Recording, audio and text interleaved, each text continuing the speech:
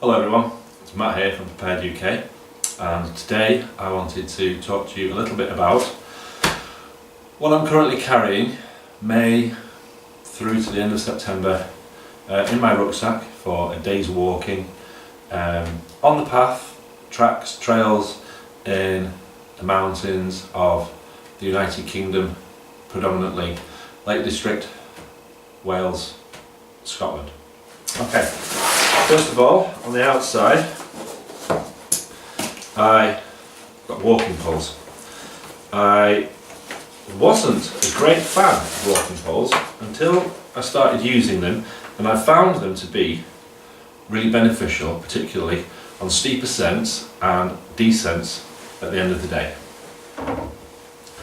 I have close to hand a bottle of water, and I say close to hand because if I keep water in my bag, then I think, oh, I know, I'll have a drink when I go in my bag.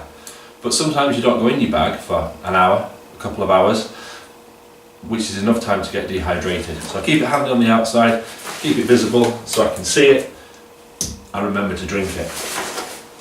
In the top pocket, I've got some sun cream. Optimistic, I know.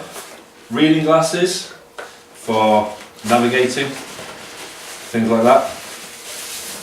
Some bags so I can sort the dogs out. And I have clipped in, because I don't want to lose them, I have the recommended a whistle for signalling for help or responding to a signal for help. I have in my gloves, I don't know why, but I always have kept my compass in my glove. I'm supposed to keep it, stop it from getting scratched, with a clip so I can clip it to my belt loop, and some toggles to use as pace marker. I have a pair of soft shell gloves, close to hand, because even in summer, particularly early mornings, late in the evenings, the wind can really nip your fingers. And I have as well, just get off the hook of the carabiner, so there's my gloves. I also have Victorinox Alpinist penknife.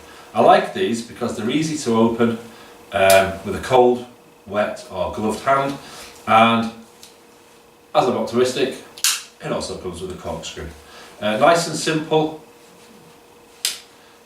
doesn't take up a lot of room, always carry one. Okay, now let's get to the inside.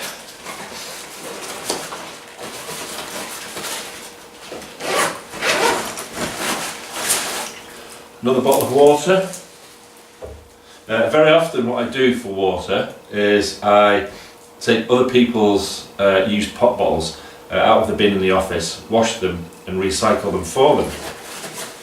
Sunglasses and food. In a waterproof bag, just to keep it together really. And to make sure that it doesn't suffer if it gets wet, but it's in a little box. I'm not a guy that can eat a mountain of sandwiches while I'm out for the day. I prefer to pre-eat before I set off, so that I have the energy on board already that I'm going to need. And here I have a naked rhubarb and custard, naked carrot cake, Cliff white chocolate and macadamia nuts, and Sports and Science Pro cookie. And that'll do me. Like I say, I'll eat before I go, and then I'll keep some stuff in the car for when I get back.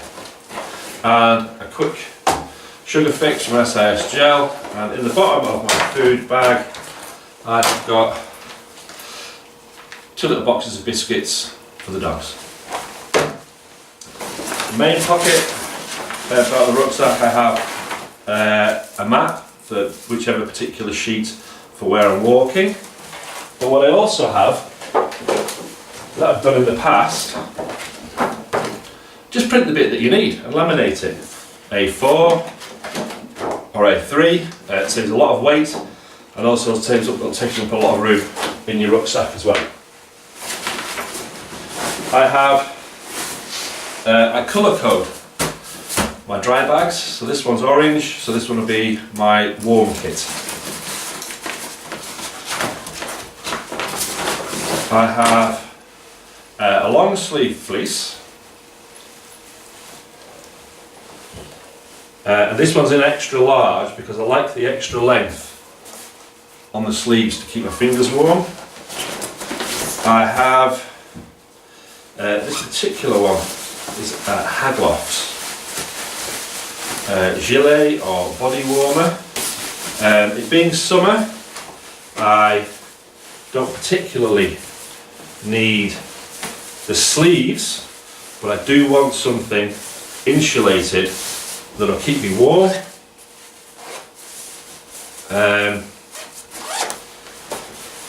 And that'll do the job, and without having the sleeves on, it doesn't take up as much room, so you can use a smaller bag, and it doesn't add the weight.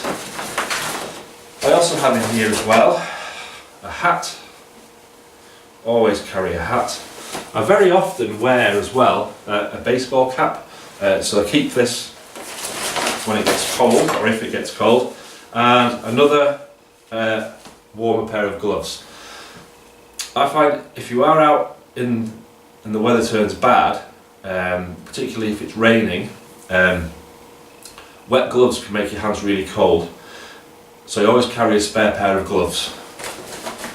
And that'll be my warm bag.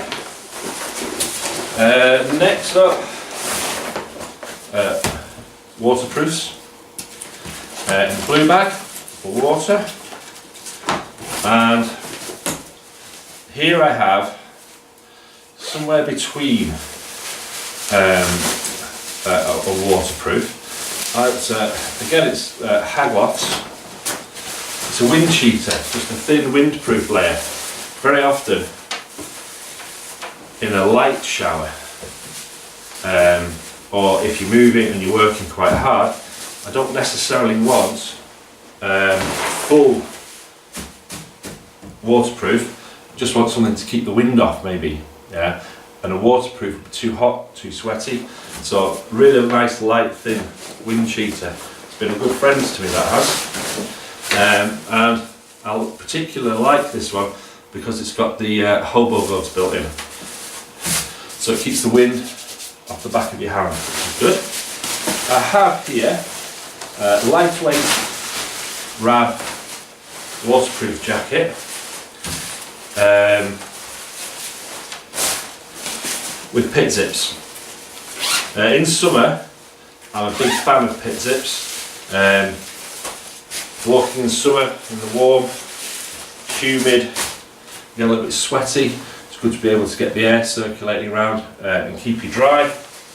And also, if you are moving uphill, expending any energy, getting quite hot, it's good to get rid of that heat, but also keep your clothes dry from the rain so that you don't suffer from the wind and the cold. And finishing that off, I've got a pair of Montane Atom waterproof trousers. Brilliant design, again excellent, keeping the rain off. And then I have my emergency kit in red, nice little first aid cross on the front, and I've got one of those Sol bivy bags, somewhere between a bivy bag and a space blanket. It's a bivy bag made out of space blanket material, but it's got a hardened laminate shell on the outside of it as well.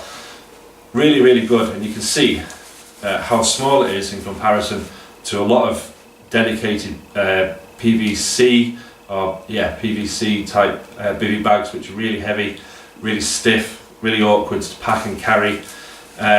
But that's really small. And there are some videos on YouTube of the Sol emergency bivvy. Well worth a look, well worth the investment. I have in here as well emergency kit in this little waterproof bag here. It's actually the Olight head torch case, and in here I have the Olight head torch. Really handy if you stay out a bit longer than you thought. Should always carry a head torch along with your head torch, because you might be using it in an emergency. A couple of spare batteries, and I also have in here as well a power bank that will give me at least a full charge, and possibly a little bit more as well, on my mobile phone, in case I am involved, not necessarily in an injury or an accident myself, but for somebody else, and I have to communicate with the emergency services for a long period of time. This means that I'm assured to have the battery life, and having an Android and an Apple charger cable as well means that if there's somebody else there who needs power, they have it as well. And last but not least, in there I have a first aid kit, which I keep in a first aid bag. I think if something does happen and you do need to get a first aid kit, going through everybody's kit, trying to find a first aid kit can be really time consuming. And some people have built some really amazing first aid kits, but they don't always look like a first aid kit. Mine is in a red bag with a white cross on it, with all the rest of my emergency gear in as well.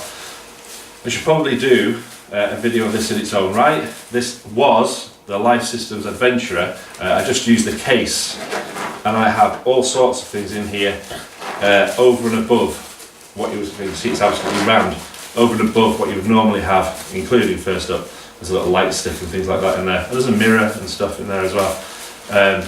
First aid kit, another mountain essential.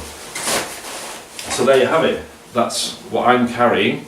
May to September, mountain walking in the UK, on the path. If there is anything anybody thinks I should be carrying as well, please let's have a discussion about it in the comments box below. Otherwise, I think that's me. Set up May to September, summer conditions in the United Kingdom. Again, thanks for watching my video. If you enjoyed it, please like, share and subscribe. This has been Matt for Prepared UK, wishing you all happy journeys. Thank you. Bye bye.